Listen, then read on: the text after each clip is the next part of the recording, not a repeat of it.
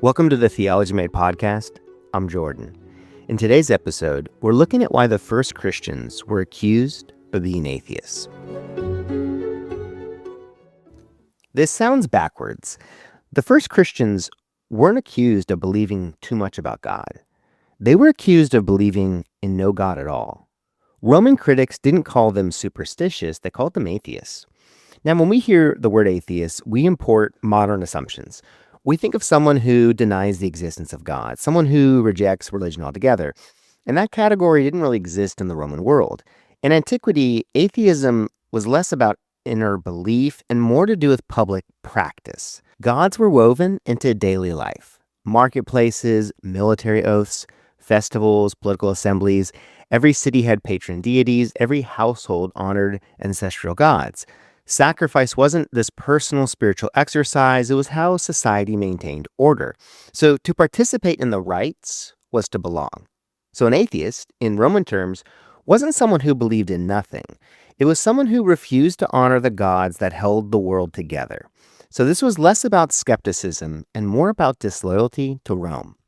Because if you wouldn't offer incense, pour out wine, or join the public sacrifices, you weren't just opting out of religion.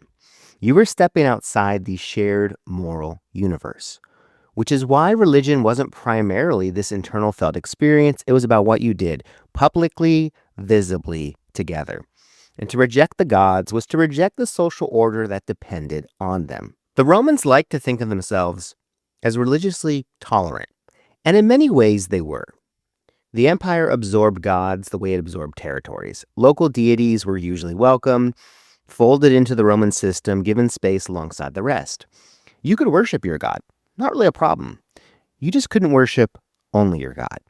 What held the empire together wasn't shared theology, but shared ritual. So long as you honored the gods of the city, offered sacrifices at public festivals, and acknowledged the divine status of the emperor, Rome didn't care what you believed privately. And that's where Christians became suspicious.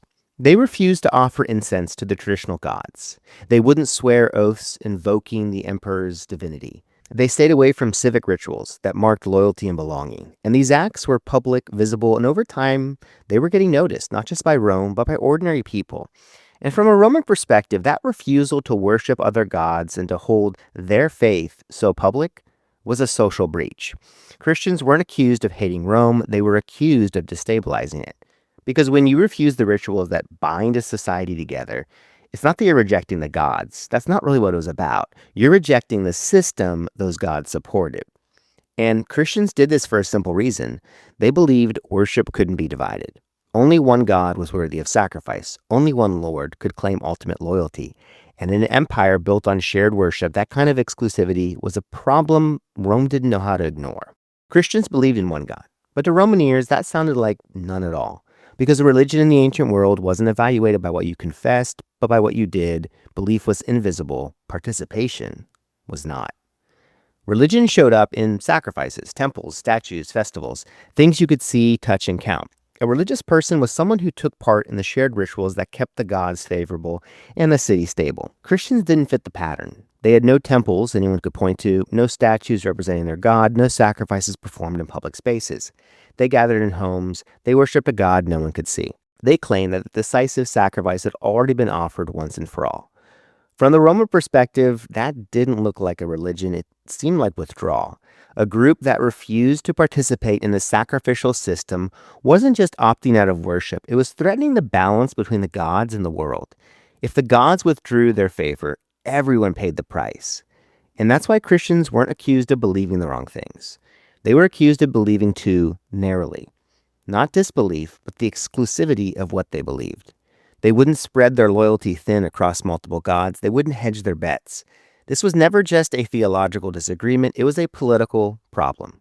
The Roman world ran on shared rituals. Shared gods created shared loyalty. Shared worship reinforced shared identity. Religion wasn't separated from power. It stabilized it. And Christians disrupted that system at every visible point. They didn't meet in temples. They gathered in private homes. They worshipped a god no one could see, and they used language that had already been claimed by the state. When Christians called Jesus Lord, they weren't being poetic. They were using a title that belonged to Caesar. Rome could tolerate many gods, but it could not tolerate a rival claim to ultimate authority. And this is where the accusation of atheism makes more sense. Christians weren't called atheists because they rejected God. They were called atheists because they refused to let any other power take on divine status. They wouldn't bless the empire, they wouldn't sacralize authority, and they wouldn't spread their worship thin enough to keep everyone comfortable. Their faith was too exclusive, demanding, and the kind of faith that moved beyond rituals and into life transformation. And that kind of faith, it always makes systems nervous. So maybe the question isn't that Christians believe in God. The real question is which gods we refuse to worship. Because the first Christians were labeled atheists not for their lack of faith, but for their refusal to give ultimate loyalty to anything but the one true God. And that accusation, it never really went away.